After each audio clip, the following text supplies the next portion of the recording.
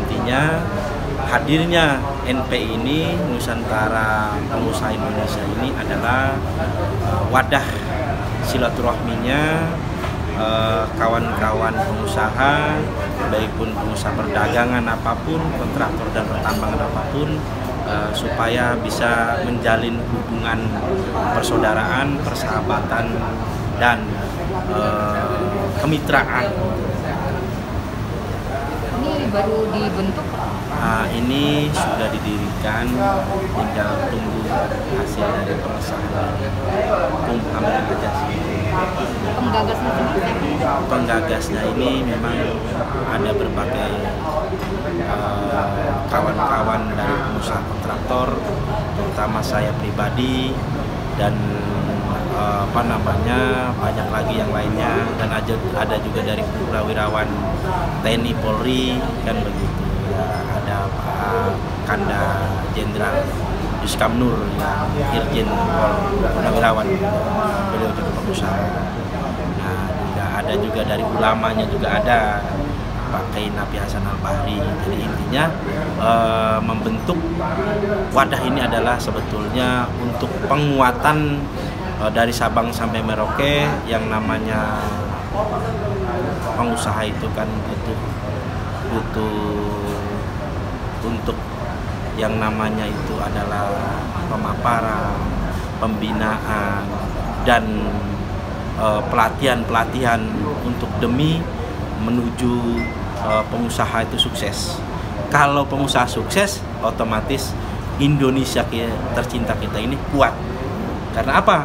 Karena pengusaha inilah yang membuka lapangan pekerjaan, yang membuka lapangan-lapangan pekerjaan yang lain-lainnya, kan begitu. Baik pun di sektor pertambangan, sektor perkebunan, sektor pertanian, sektor perdagangan, dan sektor konstruksi, kan begitu. Nah, dari mulai inilah lahirnya NPI ini, Nusantara Pengusaha Indonesia ini, merangkul ke seluruh pengusaha-pengusaha kecil, UKM, ataupun pengusaha kontraktor, ataupun pengusaha-pengusaha tambang, ataupun pengusaha lainnya. Intinya begitu. Visi dan misi dari NPI itu sendiri? Visi misi NPI ini adalah satu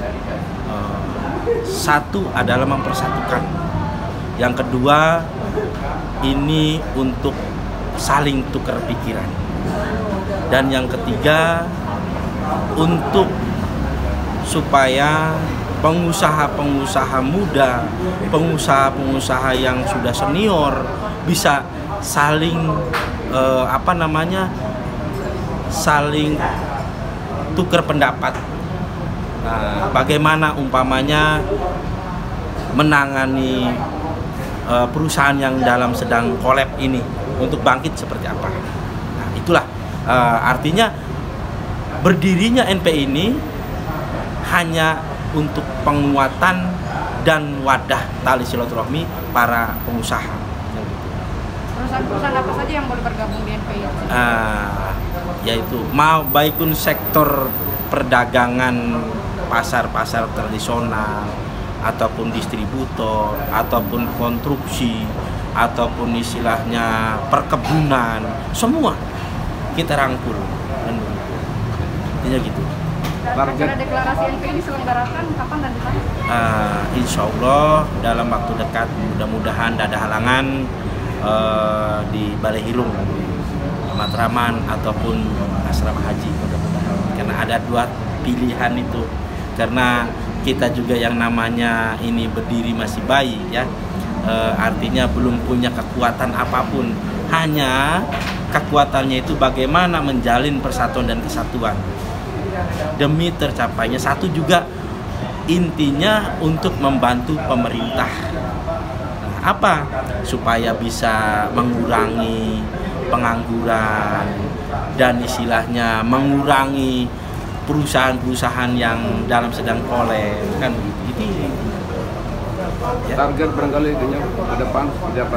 Target ke depan itu adalah tujuan kita, kalau pengusaha-pengusaha ini sukses, otomatis negara kita kuat. Itu. Nah, ya.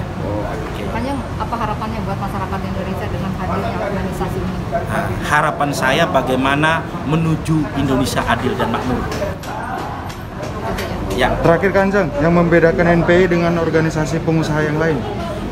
Sebetulnya artinya kita tidak bisa membeda-bedakan. Sebetulnya mungkin di sana juga wadah juga sama mungkin karena visi misinya mungkin sama gitu ya, tidak ada yang beda.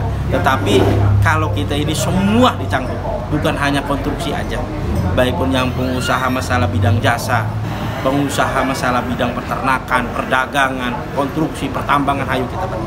Itu.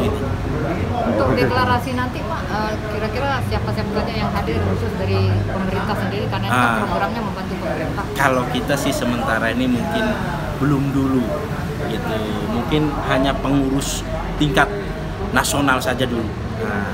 Mungkin ada ke depan ada rakernas segala macam kan begitu ya. Mungkin ini aja karena kita untuk pendeklarasian ini adalah suatu komitmen satu sama lain, ya.